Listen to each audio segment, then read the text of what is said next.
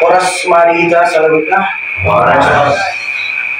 Bapak, Ibu, dan saudara-saudari terkasih, maaf kalau saya membawakan renungan dalam bahasa Indonesia karena tidak terbiasa menggunakan bahasa Batak.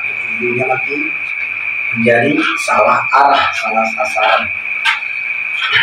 Saudara-saudari yang terkasih, kalau kita rata-rata semua ikut beberapa pertanyaan, mulai dari pertanyaan serikat, pertanyaan gereja, dan beberapa pertanyaan marga. Mungkin ya, saya tidak mengatakan pasti, mungkin kita pernah menyaksikan saudara kita yang diminta untuk membawakan doa akan membuat beralasan, jangan aku, unang maaf, unang malu, jangan aku nggak pintar. Itu mungkin suatu pemandangan yang pernah kita lihat di dalam suatu pertanyaan. Namun apa sebenarnya alasan saudara kita itu mengatakan saya tidak pintar? Mungkin alasan dia adalah karena sering melihat saudara-saudaranya atau teman-temannya membawakan doa yang begitu menurut dia, wah gitu ya, cukup panjang, menarik, dan dia merasa tidak bisa membuat seperti itu. Namun, apakah ketidakbersediaan dia itu ungkapan sebagai kerendahan hatinya atau kerendahan diri? Ya, ini dua kata yang berbeda, rendah hati dengan rendah diri. Kalau rendah hati itu kepada hasil repot.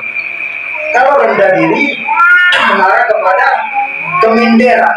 Ya, keminderan. Jadi, sungguhkah itu suatu kerendahan hati? Bisa jadi juga. Bisa jadi kerendahan diri.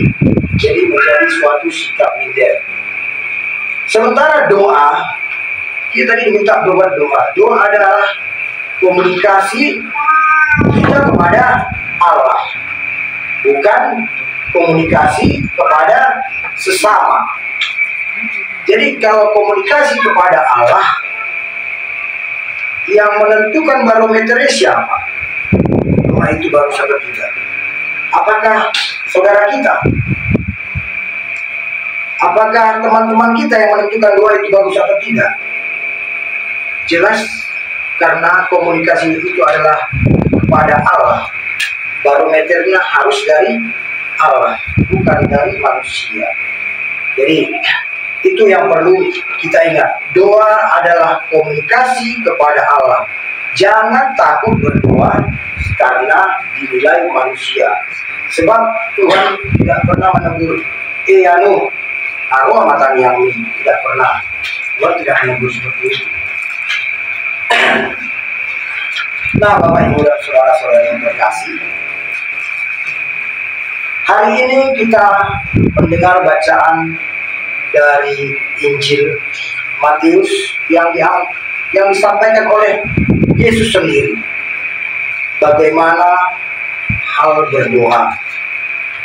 Jadi Yesus mengatakan, janganlah kamu berdoa secara bertele-tele, ya, bertele-tele, karena itu adalah kebiasaan orang yang tidak mengenal Allah.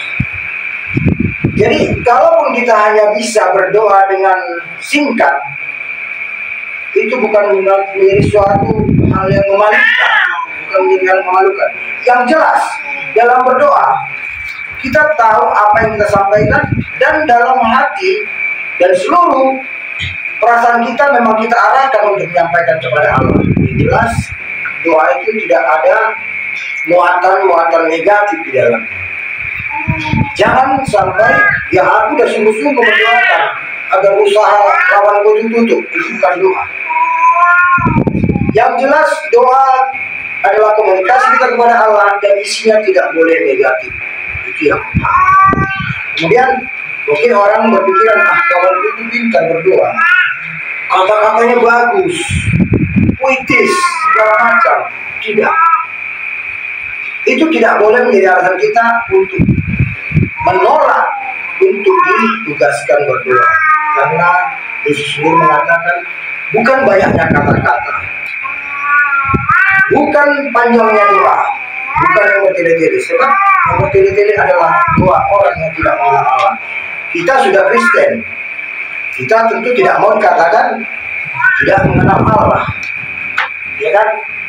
Sebagai orang Kristen itu tentu tidak mau dikatakan sebagai orang tidak mengenal Allah.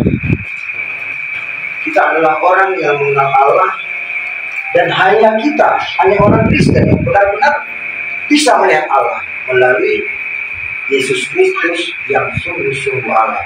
Jadi kalau melihat pun kita sudah, gak mungkin kita mengenal. Kalau mungkin iman-iman lain yang tidak mengimani Kristus, yang mungkin bagi mereka Allah itu masih sungguh-sungguh abstrak. Tapi sebagai orang Kristen, kita tidak boleh mengimani Allah abstrak. Allah itu nyata, karena Yesus sudah langsung datang kepada kita, menyapa kita, dan mengajari kita. Bapak, Ibu, dan saudara-saudari yang terkasih, dalam Injil Matius 7 ayat 15 hari ini,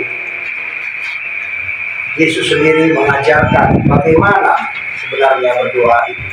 Setelah tadi dia mengatakan dua barometer utama, ya, satu jangan bertele-tele, satu jangan bayangkan dengan kosakata yang banyak akan cepat dikabulkan.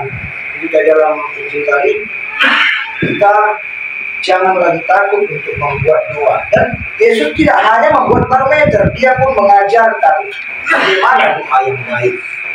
Ya, dalam bacaan tadi dijelaskan Yesus memberikan contoh doa yang baik, yaitu doa Bapa Kami atau doa amanat. Kenapa ini dikatakan doa yang baik dan sekarang tetap kita pakai? Memang kalau kita lihat ya di media sosial, kadang ada pemuka agama, apakah benar-benar dia masih Kristen atau tidak, kadang ada yang mengatakan doa Bapa Kami itu tidak perlu didoakan. Ada yang mengatakan doa Bapa Kami adalah contoh, bukan harus didoakan. Namun mudah-mudahan kita yang masih Kristen masih tetap mengikuti doa-doa Bapa Kami adalah doa yang pantas dan harus kita doakan. Bahkan kita mengakui sebagai doa yang sempurna. Mengapa itu kita katakan doa yang sempurna? Jelas, di dalam doa Bapa Kami yang diajarkan Yesus sendiri, ada muatan-muatan yang jelas. Pada awal-awal doa Bapa Kami itu, Yesus mengajarkan agar kita terlebih dahulu membuat pujian kepada Bapa, pada Bapa di surga yang kudus, bahwa Allah Bapa itu sungguh-sungguh kudus.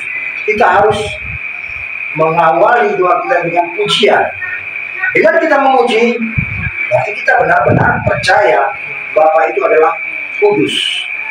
Kedua muatannya adalah pengharapan. Pengharapan akan kerajaan Allah agar datang ke dunia. Ya. Dalam doa Bapa Kami ada muatan pengharapan. Yang ketiga, berserah. Berserah apa? Agar kehendak Allah terjadi di bumi. Maksudnya apa? Surga itu jelas tidak ada lagi kehendak-kehendak lain. Ya. Itu sudah total kehendak Allah yang terjadi di surga. Dan kita juga berharap kehendak Allah itu kalau bisa, kita berharap kehendak Allah seperti yang di surga itulah terjadi di bumi. Sehingga tidak ada lagi kekuatan kehendak-kehendak simbolis. Itu pengharapan kita dalam doa Bapa Kami. Yang kelima, ada muatan mohon pengampunan. Karena dengan mengampunilah kita akan diampuni. Ya.